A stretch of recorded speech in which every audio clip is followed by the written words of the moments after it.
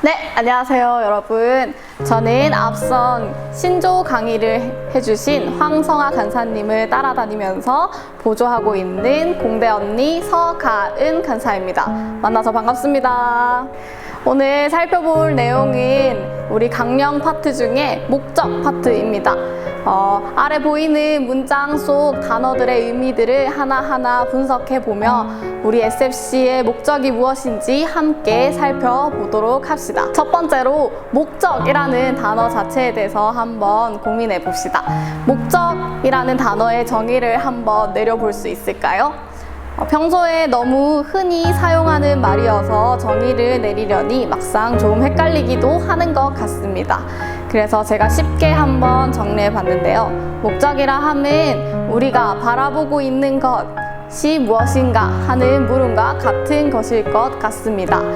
SFC 강령에서 말하고 있는 목적이라 함은 우리가 궁극적으로 작은 목표들과 운동들과 삶들을 통해서 결국 이루어내고자 하는 것이 무엇인지, 바라보고 있는 것이 무엇인지 나타내는 물음이라고 할 수 있겠습니다.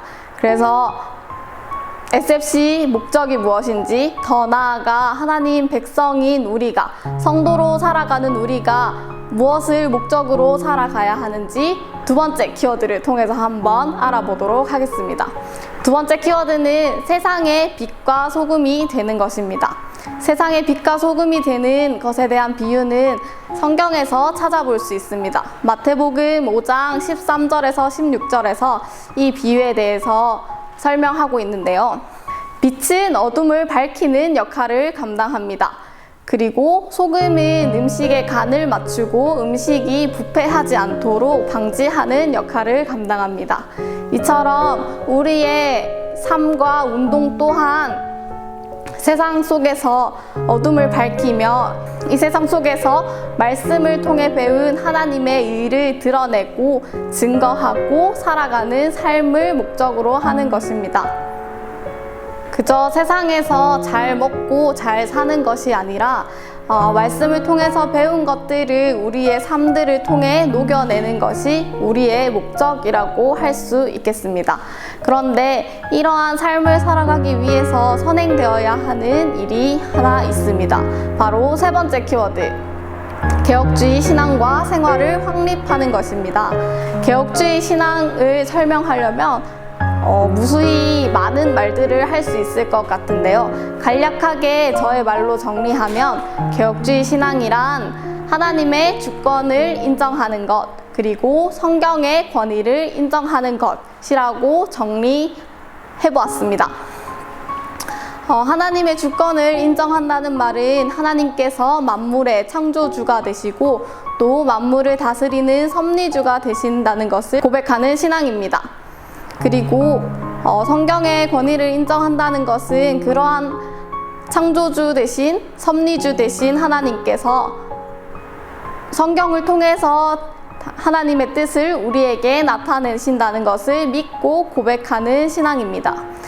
이렇게 바른 신앙을 알 때 우리는 삶을 살아낼 수 있습니다. 식물이 뿌리 없이 열매를 맺을 수 없듯이 우리 마음속에, 우리 머릿속에 바른 신앙이 알아지고 심어지지 않으면 우리의 삶들의 열매들 또한 나타날 수 없을 것입니다.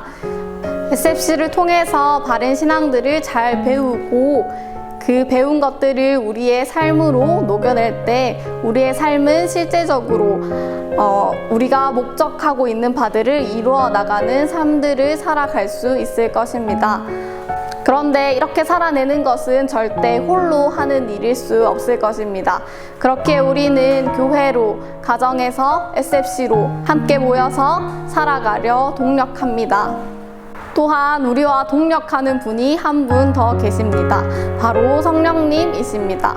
우리는 절대 우리의 힘이 아닌 하나님께서 우리에게 주시는 힘으로 살아가는 자들이기에 성령님께서 우리에게 역사하실 때에 우리는 실제로 우리의 목적들을 우리 삶에서 이루어내며 살아갈 수 있을 것입니다.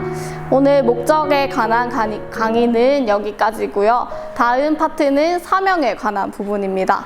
이 사명에 관한 부분을 재미있게 그리고 또 알아듣기 쉽게 설명해 주실 간사님들을 소개하도록 하겠습니다.